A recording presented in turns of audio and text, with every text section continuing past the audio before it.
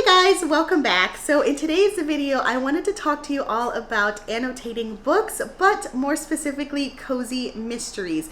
Now, I'm sure if you're like me, you have seen in BookTube or maybe Bookstagram videos and posts all about pretty annotations that people have been doing. Most of the time, the ones that I have been seeing have been for like romance books or maybe literary fiction, but of course I had to put a twist on it and talk about annotating cozy mysteries, because while the process might be the same, there are certain things that I think are different when it comes to the type of material that you call out when annotating cozy mysteries. Now, I have to start this video off by saying, up until recently, I was the kind of person who left their books unblemished. I could never bring myself to dog-ear pages. I never marked or highlighted or wrote in my books. The most that you would ever catch me doing is putting a sticky note in there, but other than that, it's usually a bookmark and then that's it. However, I have to admit, I have been kind of swayed with all of the beautiful annotations that I have been seeing recently, and so I decided to kind of share how I've been doing that same technique, but making it or adapting it for cozy mysteries.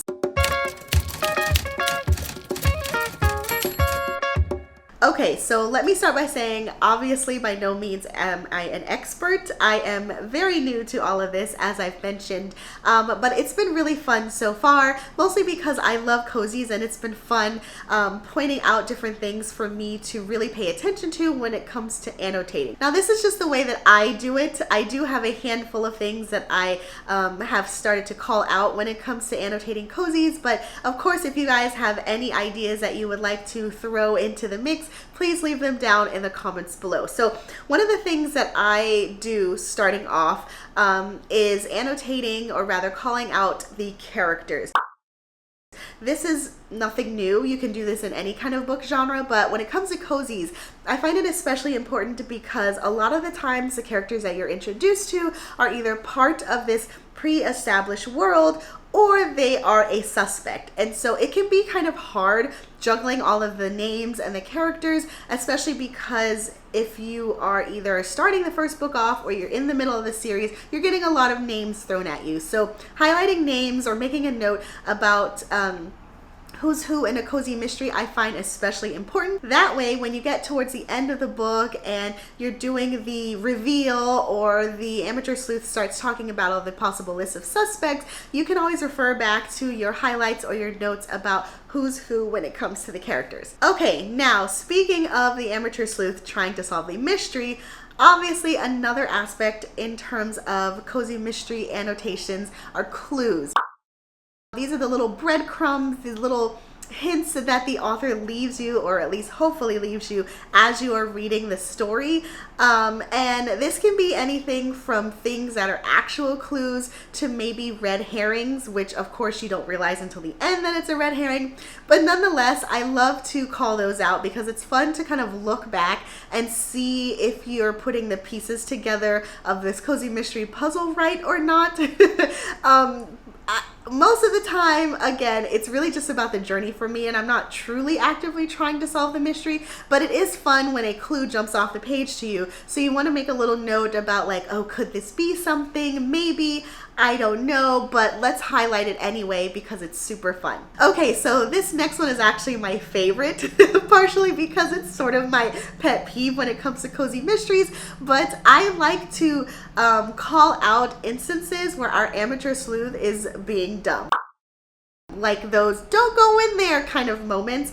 I pointed it out in a video before where I talked about things in cozy mysteries that are pet peeves of mine, and that's when our amateur sleuth is being dumb. Now, that's not going to totally make me not enjoy a book, but it is fun to mark those occasions because then you can kind of go back and see how frustrated you are, or see if our sleuth is making any mistakes that maybe you wouldn't have otherwise done. And to be honest, like if you annotate a series of books and you call this out, it's fun to look back and see hopefully less and less of those specific annotations, because that means that the character has evolved and progressed enough to maybe go about their sleuthing in a smarter way. So that's also another one that I really think is fun. Now, a cozy mystery wouldn't be a cozy mystery without those cozy moments. And that brings me to another thing that I like to call out, and that is, I guess, what you would consider the cozy moments.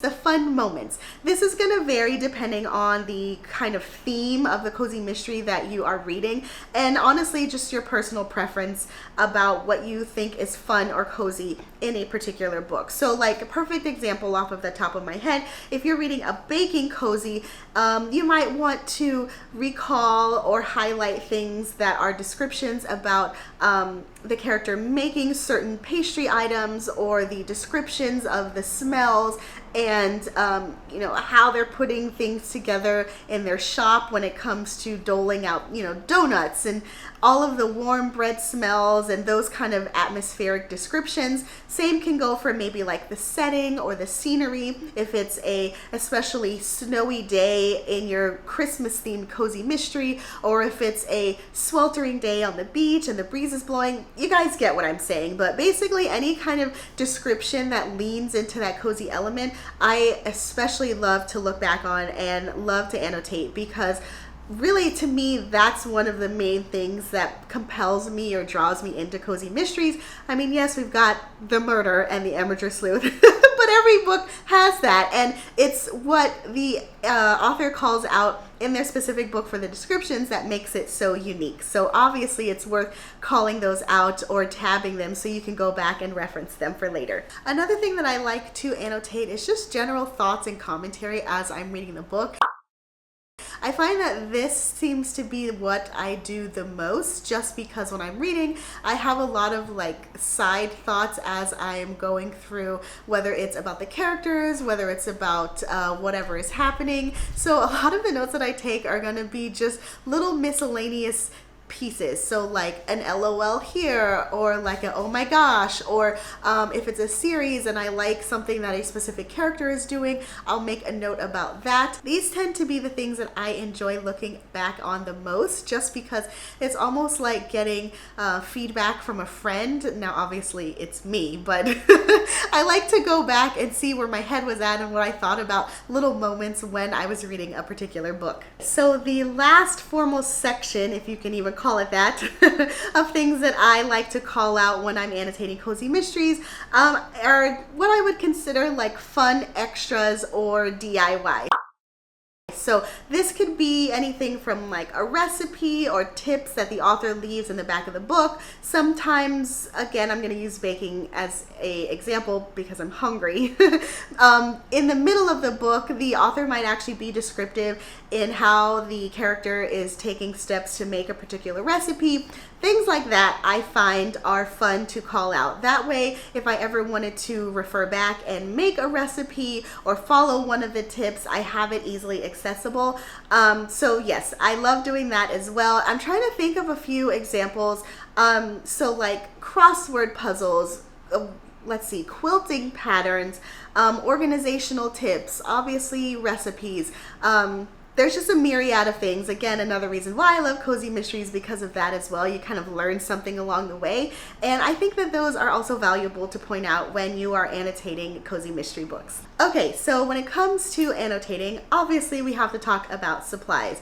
I'm not reinventing the wheel here. You don't need anything special. There are a few things that I think people kind of have agreed upon across the board when it comes to the materials that you'll need, and I've got them right here. So I would say the first thing that you need, or not need, but is nice to have, are highlighters. You can see here I've got a variety. I particularly love mild liners because they come in either neutral or bright colors depending on what you're feeling. And then I also love Stabilo markers. These are kind of little chunky bad boys here. They come in fun pastels. I like these also because of the way that they feel in my hand. But really any highlighter will do. It's totally fine. I have to be honest, when it comes to annotating, I do like to be extra thanks to the aesthetic photos that I've seen, and I try to match my highlighters, tabs, and all of that to the cover of my book. again, it gives it a little fun extra something, but totally not necessary. Also, I like Tombow markers because they have this brush tip here. I don't know if you guys can see that, but it really makes it easy to kind of swipe across the page and kind of have like a straight line. And also what I find that these come in, I would say, even more neutral colors if I want something super light.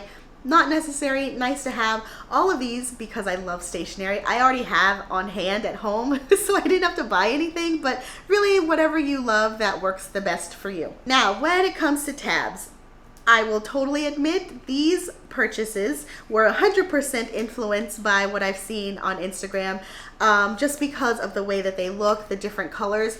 Any tabs or sticky notes will do. I've got a ton of post-it notes scattered throughout my house just because I love stationery, but I went ahead and picked these up a little while back because I had seen everybody using them, and I do love them because, again, they give you a variety of colors, so that way you can match them to the cover of your book if you're trying to go with a cohesive aesthetic theme, which, you know, as book lovers, if we're going to annotate books, we're probably going to lean into it and be totally extra, let's be honest. Now, when it comes to annotating books, I like to use the KISS method, which is keep it simple, stupid.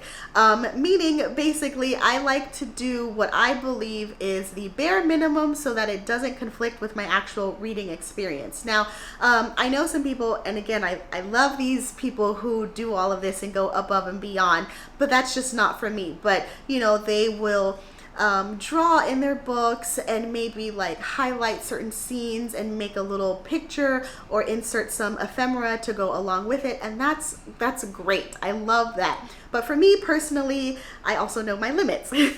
And so usually what I will do is I will stick to just highlighting and tabbing. Okay, so here's what works best for me, at least that I've done so far, is in the beginning, before I go into a book, I will take a couple of highlighters and match them up with the themes that I previously talked about, and I will just choose a couple of sticky note tabs. And so when I'm reading the book, I will go through, use the highlighter color that I have kind of corresponded with the theme, and then I'll just stick a tab on it. The tab color itself doesn't matter to me. That's too much brain juggling that I don't want to do, and it takes me away from the story. I just pick a tab from, you know, my list, and then I mark it just so that I know that there's a highlight on that page, and then I keep going. So really at that point, what ends up happening is at the end, when I'm finished, I will have tabs on the book.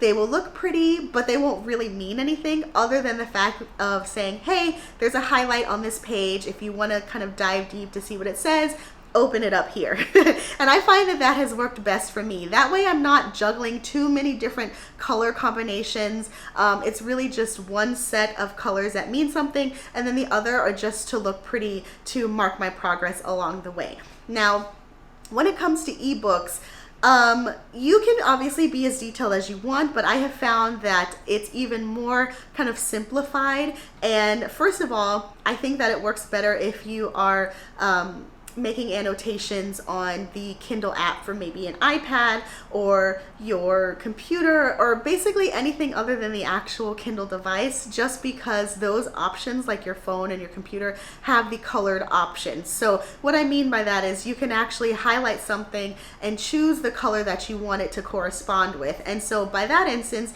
you can treat those highlights just like how you would a physical book, where maybe red means this, purple means this, green means this, and then also you get the option of adding in notes when you highlight something in Kindle. So if you wanted to, you could add in a note, you know, whatever kind of commentary that you want. Now, if you are annotating on a regular Kindle that's black and white, what you can do is lean into that notes function. So since your highlight would technically be that like pixelated gray, what I would do is highlight something and then add a note of whatever the theme is. So like amateur sleuth is being dumb, or cozy recipe here, something like that. So it might not look necessarily as aesthetic from a colored perspective, but you're still kind of having those notes and adding to them. And at the end of the day, when you're done reading the book, you still have something to look back on, which honestly is the whole point of it. And it makes the whole process fun. All of that said, I do actually have an example here of a particular cozy mystery that I have annotated. If you have been around my channel for a while, this is no surprise, the one that I've chosen, because Donna Andrews and her Meg Langslow Cozy Mystery series is my absolute favorite. So it only made sense for me to go ahead and use this as an example. So I'm actually going to go through and talk to you all, walk you through my train of thought as I annotated this particular book. Okay, so the first one, this is pretty straightforward. I've got Mr. Shifley, who is the dairy farm owner. They come up a lot, they meaning the Shifleys in the series, and so I wanted to go ahead and highlight that just to kind of remember who's who when it comes to the characters. You can see here on the other page I have the same thing. I actually have a note about the Shifleys equal trouble, because again, they are mentioned throughout this series a lot, and since there's so many of them in the family, like, trouble tends to follow them. And you can see here, as I'm kind of flipping through, the first couple of tabs were blue, then next tab is red. It's arbitrary. There's no rhyme or reason. I actually chose blue and red highlights and tabs just because it matched closer to the cover. So when we're going through, you can see why exactly I did that, meaning there's no reason. So here's another example, just kind of like a cliffhanger exposition at the end of a chapter. Of course, I had to mark it down with a little dun dun dun, you know those moments in cozy mysteries. Here we've got another character, Evan Briggs. He's a developer, which that's related to kind of the plot line of the story, since there's a developer coming into town wanting to build up this huge development that the town people are not happy about.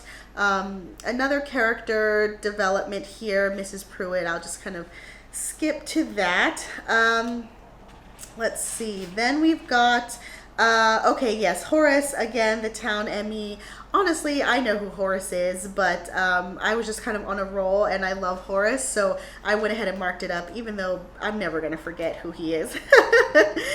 Okay, so next, again, we're kind of alternating with these blue tabs, red tabs. It means nothing, but we've got an aha moment here. We're kind of getting into the exposition about why the villain did what they did. I don't want to spend too much time on that and give spoilers, but I have highlighted here confession time, which we all know towards the end of cozies. That's usually what happens. Same thing, villain monologue, because every cozy has one. I went ahead and kind of highlighted that. Let me quickly flip past that just in case. So this one, you can see here, I actually added a post-it note, which totally optional. If you've got extra thoughts, I usually will add a post-it note just so that I'm not squeezing everything into the margin. And then also, like, if you didn't want to write in the margins, you can use a post-it note as well. But in this case, I just had extra thoughts related to what was happening on the page. It was just a really funny scene. Whenever the animals get involved in these particular books, I find it absolutely hilarious. And in this case, it was like a sheep leaping through the air, which I imagine to be so comical, and I just wanted to highlight that. And then lastly, we've got basically, so Meg Langslow, her technical profession, she's a blacksmith, but unfortunately we don't see too much of that in the series, which is a bummer because I think it's super interesting. So this is one of those kind of random notes, or it goes into the random notes category, where anytime blacksmithing is mentioned in this series, I like to call it out just because I love it. And again, we don't get enough of it, so I mark the occasion for when it did kind of get brought up. Okay, so the last thing that I do want to bring up, because this video is in collaboration with Courtney over at Cortagonist, is this super cute, awesome bookmark that she made. I will leave her video as well as a link to this printable in the description box below, but she went ahead and made a bookmark as kind of like a reference whenever you are reading cozy mysteries and you want to annotate them. So the way that it's supposed to work is you've got the themes, and they align closely with the ones that I actually had mentioned earlier in the video. And what you can do a couple of things. You can either highlight, or you can put kind of like colored tabs on here like I have to correspond with each of the sections, and this essentially would serve as your key as you are reading the cozy mystery. So like, for example, if you were to read something and you come across one of the characters and you wanted to notate it, you could go with let's see, the who's who, which is down here at the bottom. You can see it's a blue tab and you can mark it as blue. So again, you've got options in terms of how you want to annotate. You can either be super color coordinated like this, or you can just be haphazard like I had mentioned before. But like I said, super fun. The sections that you have are super sus for suspects or suspicions, aha, so like clues, as I mentioned. Don't be dumb, as we all know when our amateur sleuth is doing something stupid. Cozy coz, that's whenever you come across just anything cozy with the descriptions and stuff like that. Tricksy are for red herring situations. And then you've got when something warms your heart, you've got like, aw, that kind of moment. And then again, the who's who for all of the characters. So I will go ahead and leave this in the description below. Thanks to her for creating this, because it's super adorable. And yeah, that'll about do it. I hope you guys enjoyed kind of my explanation as to how I annotate cozies. Hopefully you got some inspiration. If you've got your own tips and tricks, please feel free to leave them down in the description below. Otherwise, I hope you enjoyed this video. Please like and subscribe if you did. Happy reading, and I'll talk to you guys later. Bye!